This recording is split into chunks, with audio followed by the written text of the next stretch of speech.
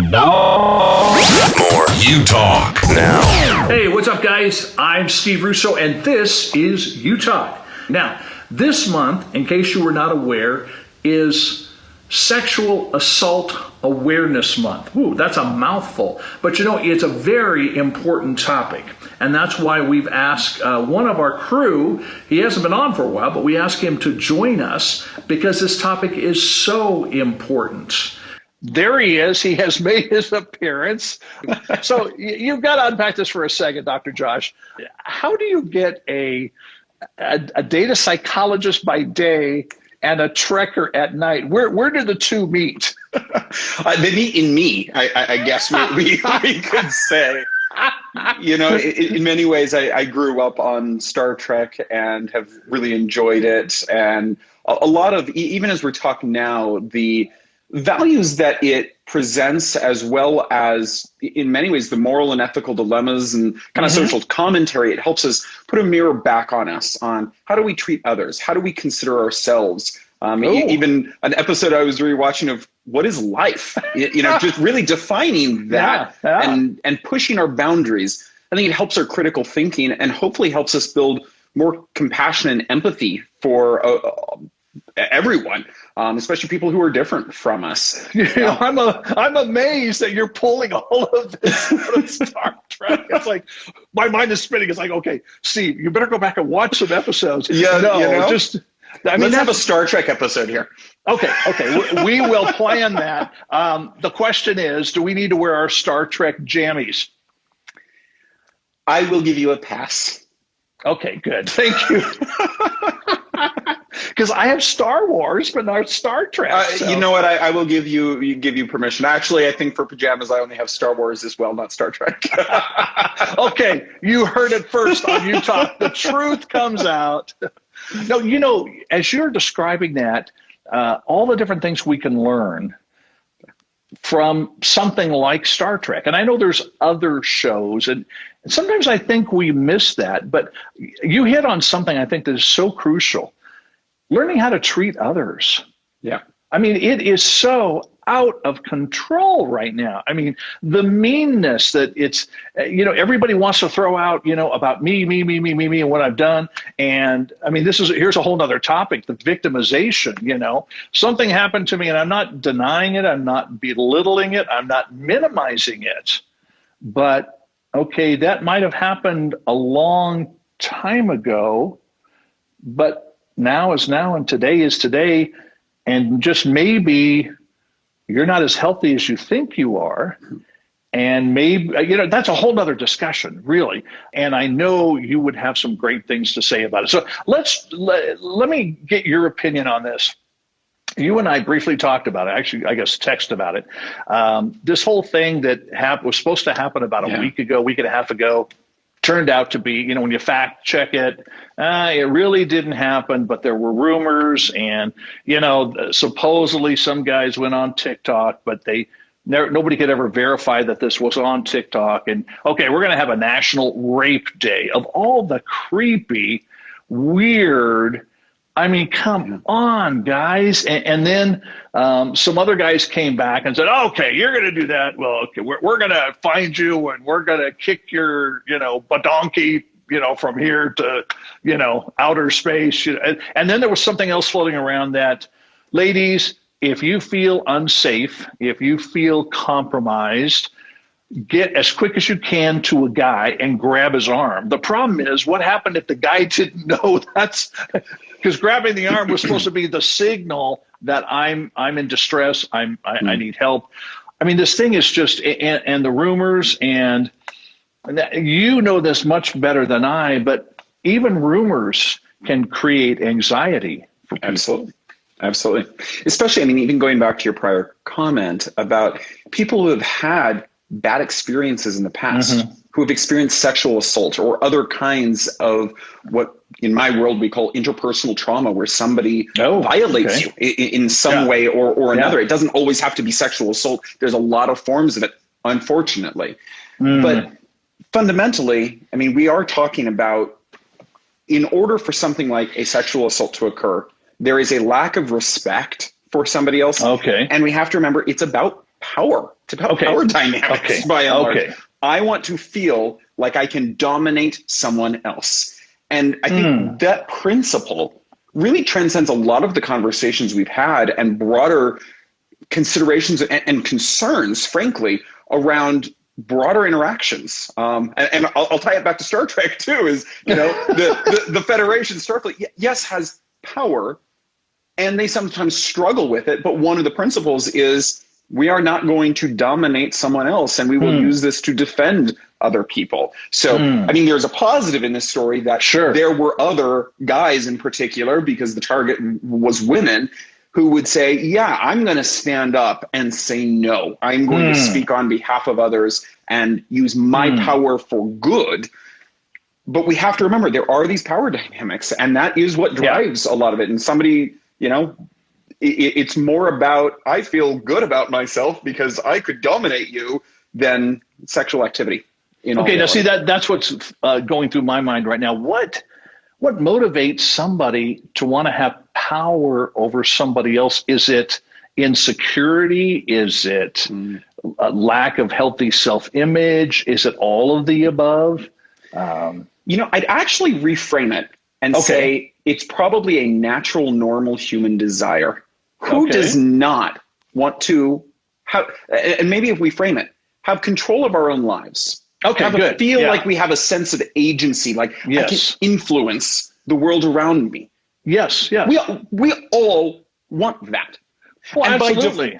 And by default, especially in areas where there may be threats or something, I want to be the one in power. I don't want to be the one. Yeah, no doubt. Right? Like, so there's an aspect of this that it's normal, I would say, to want to be in a position of power. Now, how we act on that and implement it is something entirely very, very different. Right? Well, and that's when I think it taps into what you were saying. Sorry, and it's such a huge thing today when you use the word influence. Everybody wants to be an influencer. I've got to have a bazillion likes, on my social media. I've got to that influence, and like you said, that can be used for good or not so good. That's right.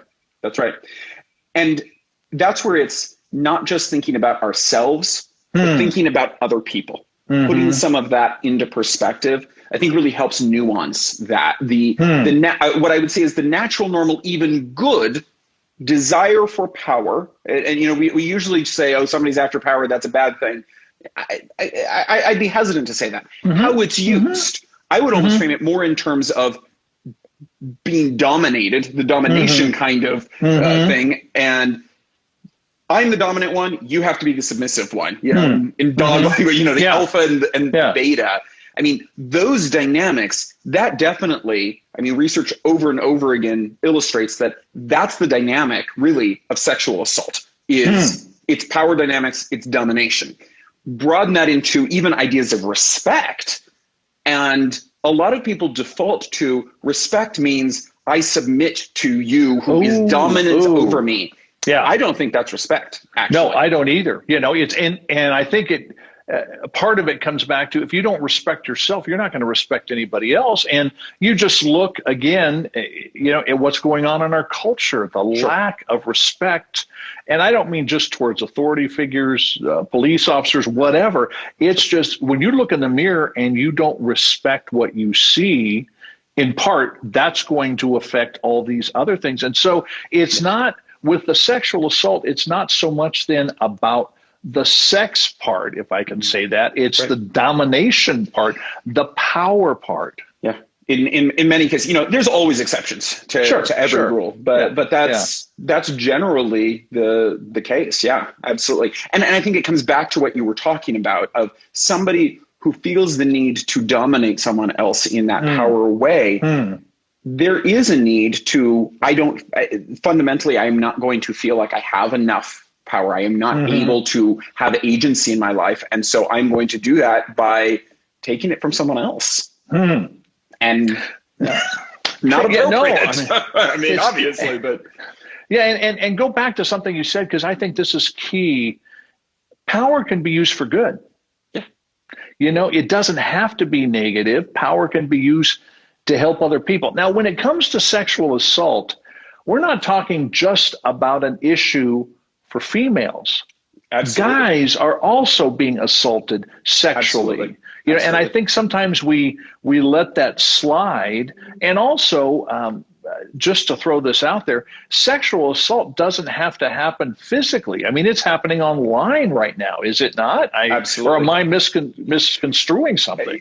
Well, and I think a lot of people, so everything you said is accurate. It is, yes, females are victims of sexual assault more frequently. Mm-hmm. They are not, the males are as well. Okay. You know, starting to get into our broader conversations around, you know, gender identity and all of that too, that complicates things. But I mean, those folks in the LGBTQ community also are higher rates of being victims of That's what I assault. understand. You know, it's and there again comes back to the lack of respect. Now, you may disagree with somebody. That's right. And people will ask me that, and I say, well, I might disagree, but I still accept them.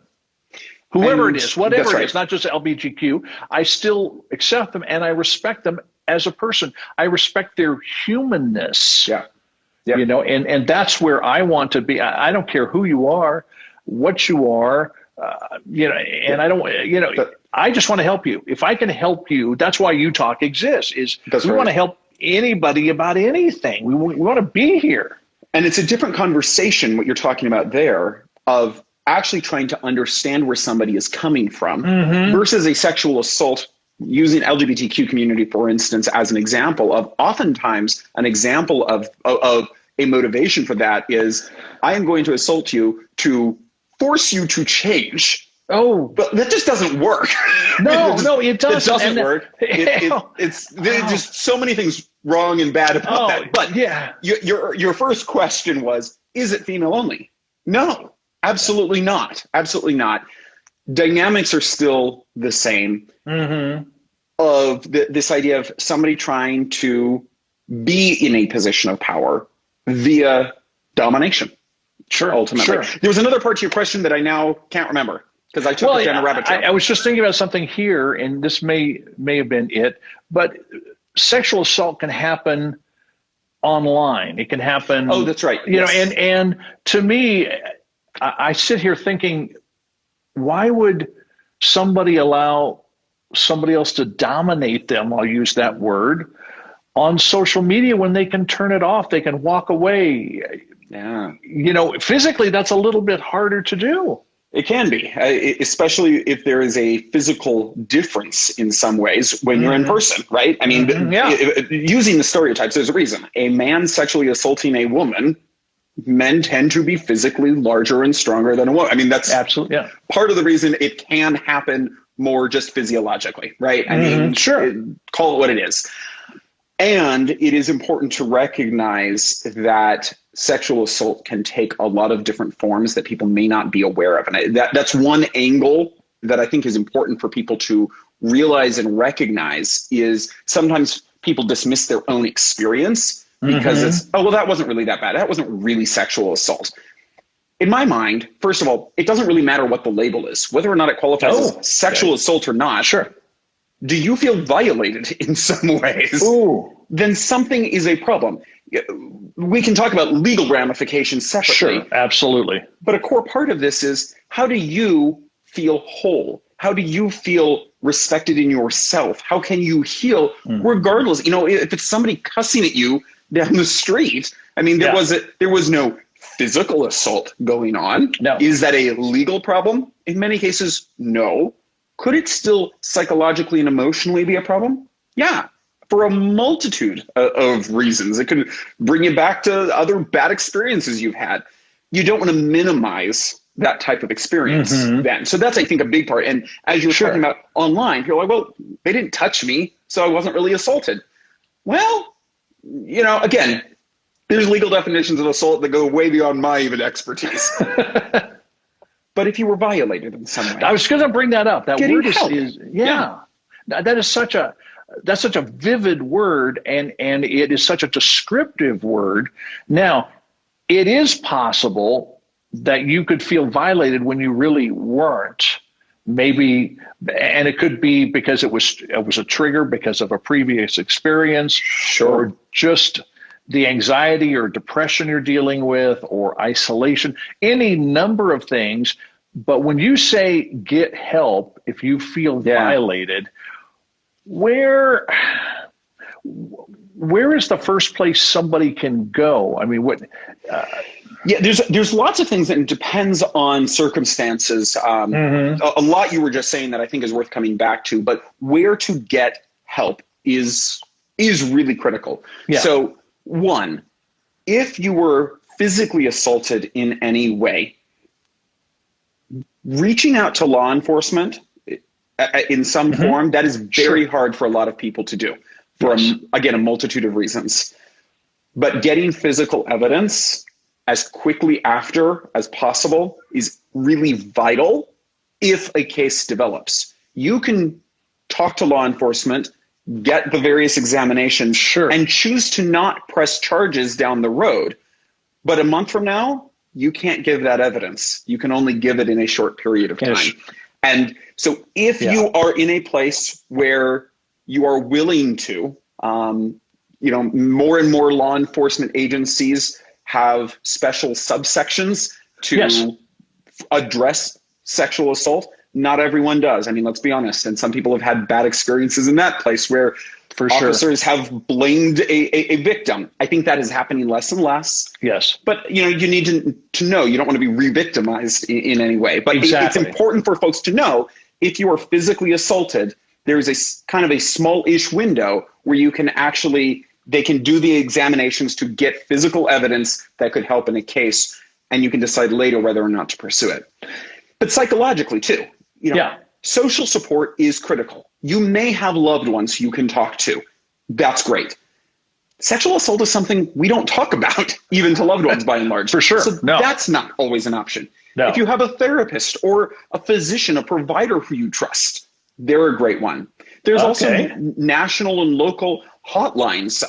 One is the National Sexual Assault Hotline. I have it over my computer here, so I make sure I get it right too. The acronym is RAINN, RAINN. You can actually go to rainn.org. They have an online chat.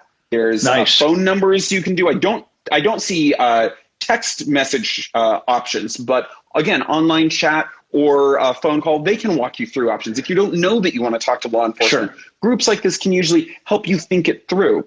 There's also oftentimes local resources, nonprofits. In my training, I mean, some of my colleagues were trained at sexual assault resources that provide therapy as well as hotlines. Yeah. So, quick online search if you want something local, but rainn.org is a place for a national sexual assault hotline that is free. And that's, I think, a great place to start if you're not sure what you should do, what you want to do. I think that's a very reasonably safe place for most people to start. We'll put that information on the notes for this show. Yeah. Now, I'm trying to put myself in the position of somebody. It has never happened to me, fortunately, whether online or physically. I'm a pretty big guy, so some people say the way I walk is intimidating. I don't know where that comes from. Other people say, you walk like a gangster. What does a gangster walk like? I don't know. I don't look in the mirror and go, okay, I'm going to do my gangster move. Right.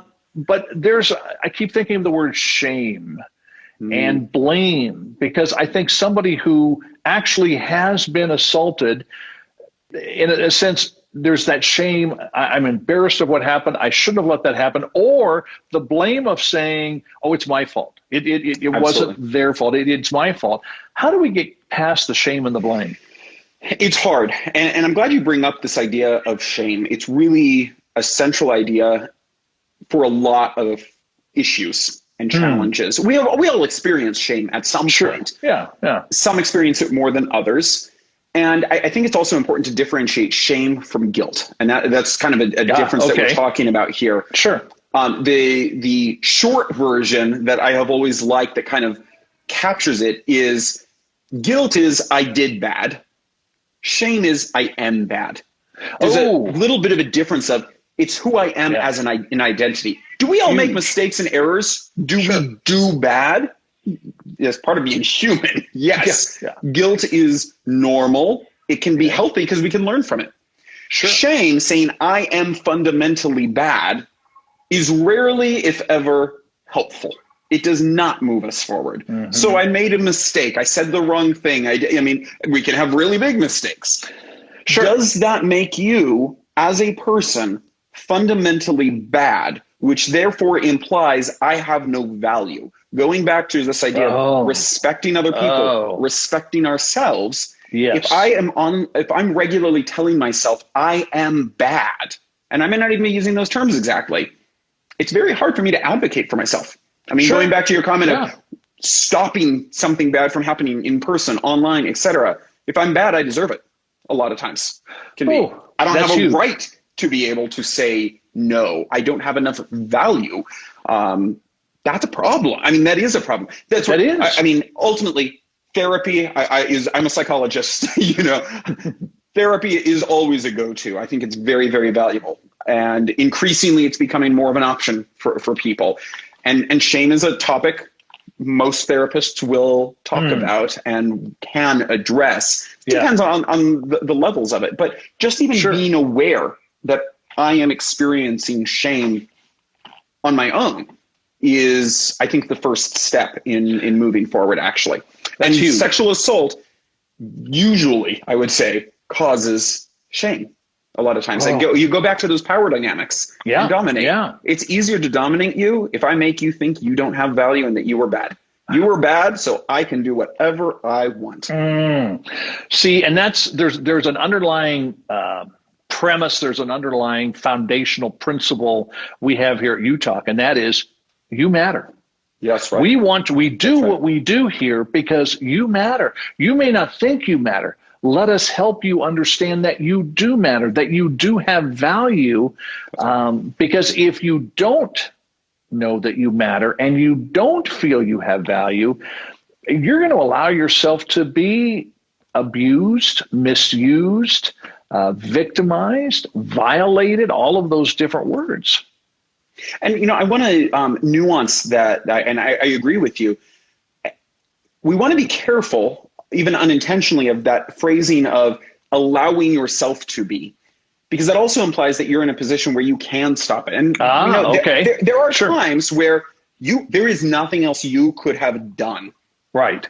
And that can also imply that you had some agency and fault in the matter. If somebody abuses you and assaults you, it doesn't matter on your part. It's wrong. It's wrong. Absolutely. No, I mean, it's completely wrong. It's. But this isn't a great example. So thank you for letting me use you here as the example of how easy it is, the nuances of our language, right? Not what we're always intending to share, but this is a common phrase we use of don't let yourself get victimized. That can be true in some cases, but that can lead into that victim shaming type mode too, or imply it. Even online, if I don't feel like I know what to do, I don't even know how to respond. Maybe I'm in a place where this person really does have a lot of influence in my school, in my community, etc. And if I tell them no, I'm going to be outcast. How much agency do you have to stop it? That is where others in community can really come in and be helpful. Going back to your point of use our power for good.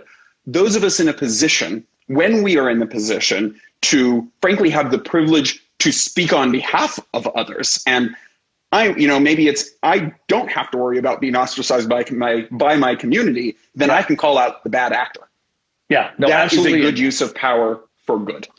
And we have lost that sense of community, I think, right now. I mean, in this, as we're dealing with the pandemic still and COVID and all that kind of stuff, because it's I've noticed even with our interns, which we haven't met the last 3 semesters worth face to face, but they love doing Zoom calls. And it's like, I don't want another Zoom call. But it gives them a sense of community. Now, something again comes back to me. When you see something happening physically. I suppose you could get involved online as well. I had a situation. I'm from the San Francisco Bay Area, and we were playing. I'm a drummer, as a lot of people know. We were playing this big club, and for a period of time. And my buddy was a restaurant manager. So when he got done, he'd come over at the end of our show. We'd go out and grab something to eat. And we had been talking to one of the servers in the club who said she was very anxious, dealing with a lot of anxiety. She had to get a restraining order on her boyfriend because he had threatened her. Well, we, finished our show. Bruce and I walked out, and we see this horrifying situation. There's a guy about my size who's picking the server up, and he's throwing her like a rag doll on the hoods of cars, Wow. And I mean, she's just bouncing off, and Bruce and I immediately go, okay, no, we're not letting this happen. Sorry, this is not going to happen. So we went and we grabbed him as we're yelling out, somebody call 911 and somebody get out and help. So we pulled him back enough so she could get away. I don't know how she walked, because I think she ended up with broken ribs and bruised. I mean, it was just, and she was a tiny little girl. And as we pulled him back and tried to hold him, we pulled his arms back, and there's a .45 pistol stuck in his belt. Wow. Yeah. And it's like, so we backed up right away. He grabs it, he's waving it, and the police came. They beat the daylights out of him with their flashlights and batons and stuff. And it was an ugly situation, but I don't regret getting involved, because we got involved enough, and that's an extreme situation. That is. But I think we saved her life. I don't know how many more hoods she would have bounced off of and still been alive. I mean, I've never seen anything like that in my life before. But we do want to get involved in some form if we see something happening, do we not? Yes, and that can take a lot of different forms. I mean, this is a good example of, as you noted, you're physically a big guy. Yeah. That changes the dynamic. If it was, a teenager coming out and observing it, I'm not sure I would recommend that person get involved. In many cases, even law enforcement says, don't get in the middle of an altercation. Right. Call 911. Yes. Definitely, especially in a situation like that. If you're ever concerned, call 911. In many cases, if it's, a verbal altercation that you're concerned may escalate, being a witness, making sure the person who is doing the yelling, and sometimes it goes both directions. Yes, it does. But that, especially the person who is doing, we'll use the word assault for the moment. And this gets into broader things even of racism and a lot of the hateful actions that have been going on. Being there and being a clear witness and letting the perpetrator see that you see them. That action alone can sometimes take things down a notch or pause or stop a behavior. That also can be a way to give the victim or potential victim some support. Sometimes you don't have to address the perpetrator directly, and sometimes we don't want to. Again, there are so many variations on this. There's a lot of recommendations from law enforcement, but depending on circumstances, talking straight to the victim or the person you're concerned about and go, are you okay? Can I help you? Ignoring the perpetrator completely. That can be a way to just pause an interruption, create an interruption in the interaction. Now, sometimes these are circumstances where, especially the perpetrator will be like, mind your own business, stay out, that thing. I've heard that more and more, especially in the pandemic. And personally, it drives me nuts because you know what? Go back to your point about community.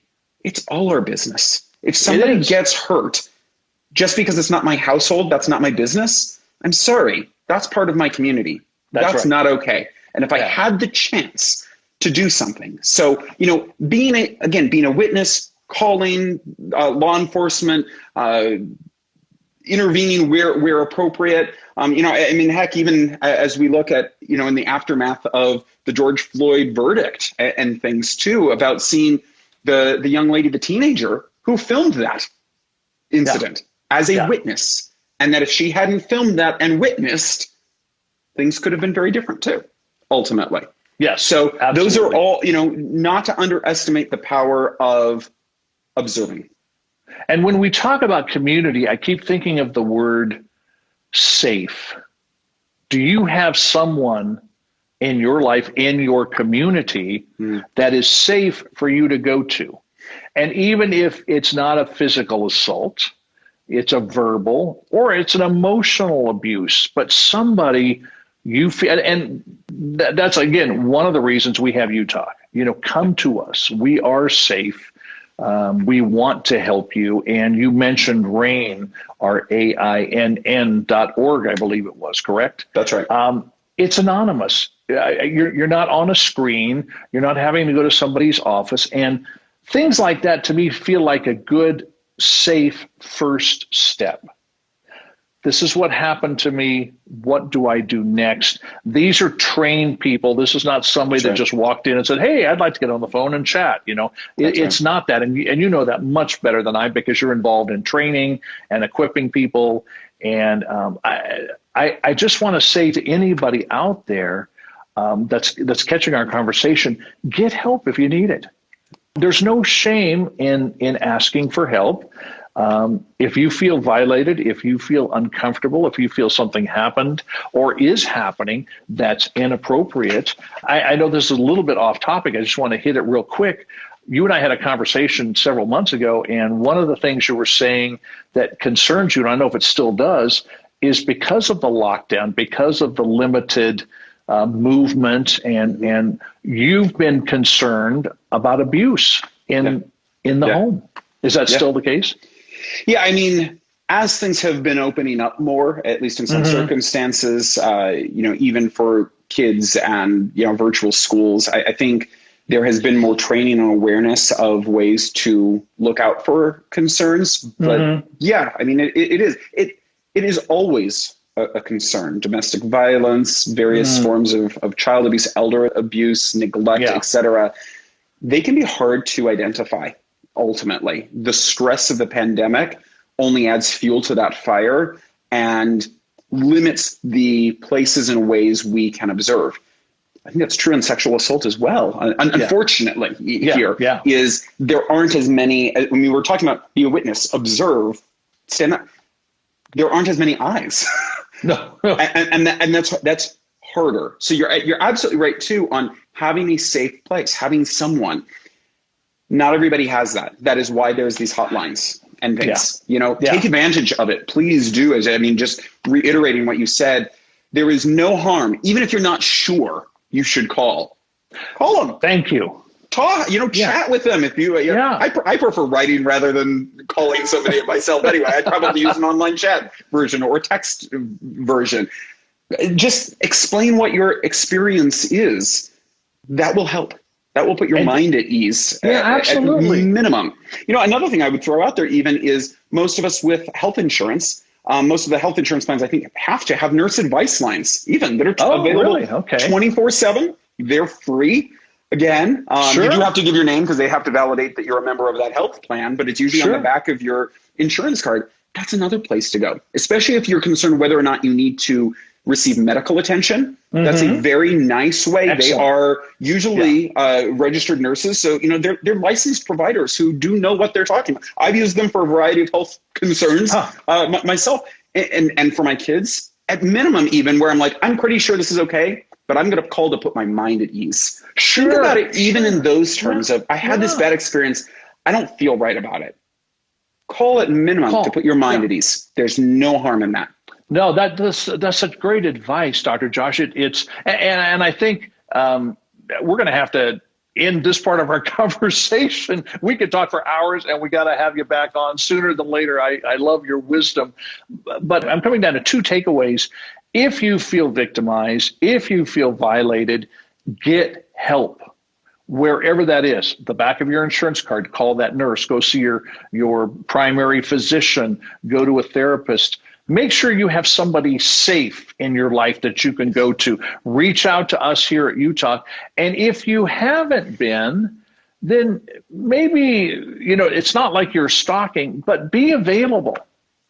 Be available. I mean, I don't want you to go to your friends and say, hey, I'm safe. Because I know when somebody says that to me, it's like, oh, okay, I'm not sure, Right. you can trust me. No, you just told me I can't trust you, because if you have to tell me, then we don't have much of a rapport. But be that person that somebody can go to get help. Be willing to, like you said, go ask somebody, depending upon the situation, of course, are you okay? Are you okay? Is there something I can do to help you? We are so grateful for you. I appreciate it. It's so great to reconnect. And the crazy thing is we're closer neighbors now. And we are. And worlds apart because of the pandemic. So. Yeah, no, absolutely. But thank you for taking time out of your busy schedule. Once again, give us that, the one hotline you were talking about for sexual assault. Yep. RAINN, RAINN.org.